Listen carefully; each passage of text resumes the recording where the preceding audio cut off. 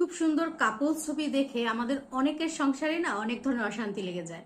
হাজবেন্ডের সাথে রোমান্টিক ছবিগুলো দেখে আমরা আমাদের আনরোমান্টিক হাজবেন্ডকে কিন্তু অনেক ধরনের ব্লেম দিয়ে থাকি। শুধু ব্লেম না, নিত্যদিন ঝগড়াঝাটি, ঘরের ভেতর অশান্তি, খাওয়া দাওয়া বন্ধ, মুখে কিছু আসলেই ঘটে এরকম। তো যাই হোক, সেটার পিছনে কিন্তু একটা বড় ভূমিকা রাখছে কি জানেন, সেই কাপল ছবিগুলো। কিন্তু ছবিগুলোই কিন্তু আসলে সবকিছু না। কাপল ছবিগুলোতে আপনি একটা ফটোতে যেখানে দেখতে পাচ্ছেন এত রোমান্টিক দৃশ্য, সেটা কিন্তু 1 মিনিটের জন্য সেই রোমান্টিকতাটা ছবিতে প্রকাশ পাচ্ছে এবং সেটা ক্যাপচার করে রেখে দেওয়া হয়। কিন্তু জীবনটা কিন্তু ওই 1 মিনিটে ক্যাপচার করার মতো অবস্থায় থাকে না।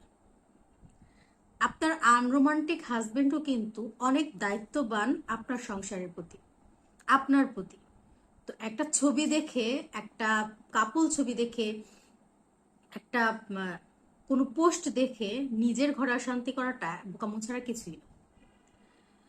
আমরা যা আসলে সোশ্যাল মিডিয়ায় দেখতে পাই তার সত্যতা কতটুকু, বা সেটুক সত্যি কিনা, বা কতটুকুই আসলে সব মানুষ ভালো আছে। সবাই ভালো থাকার অভিনয় করে। সবার ভেতরেই যদি আপনি যান না, দেখবেন যে কোথাও না কোথাও যে একটা খারাপ লাগা, একটা না পাওয়া, একটা কোনো কিছু আছে,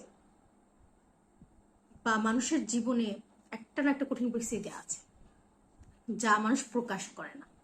প্রকাশ না করাটাই ভালো, কারণ প্রকাশ করলে মানুষ দুর্বলতাটাকে কাজে লাগায়। আপনিও করবেন না প্রকাশ।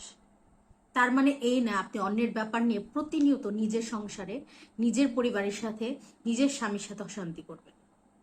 অন্যের গাড়ি বাড়ি দেখে আপনি নিজেকে এমনভাবে বুঝাবেন না যে আমাকেও গাড়ি বাড়ি দাও, আমাকেও দাও, কারণ আপনার রিজিক আপনি যতটুকু এই পৃথিবীতে নিয়ে এসেছেন তার থেকে বেশি কিছু পাবেন না।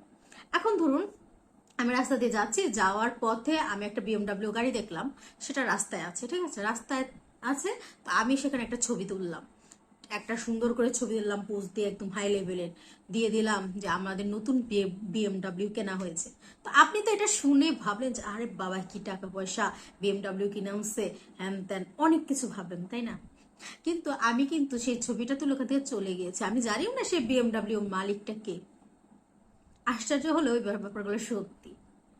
অনেকেই অনেকভাবে নানান ভুল তথ্য, সোশ্যাল মিডিয়া অনেক লোক দেখানো কিছু, আমরা যেটাকে বলি শো অফ। তো শো অফ করুক না, মানে শো অফটা সুন্দর সুন্দর জিনিস, সব করুক, সেটা ভালো।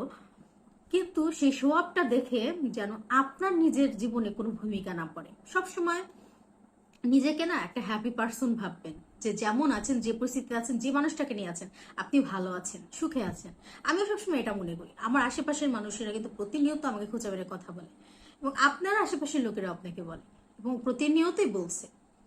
তাতে পাত্তা দিবেন না, সুখে থাকার চেষ্টা করুন, ভালো থাকার চেষ্টা করুন। জীবনে অনেক কিছু আছে যেগুলো ইগনোর করে চলুন, ভালো থাকবেন।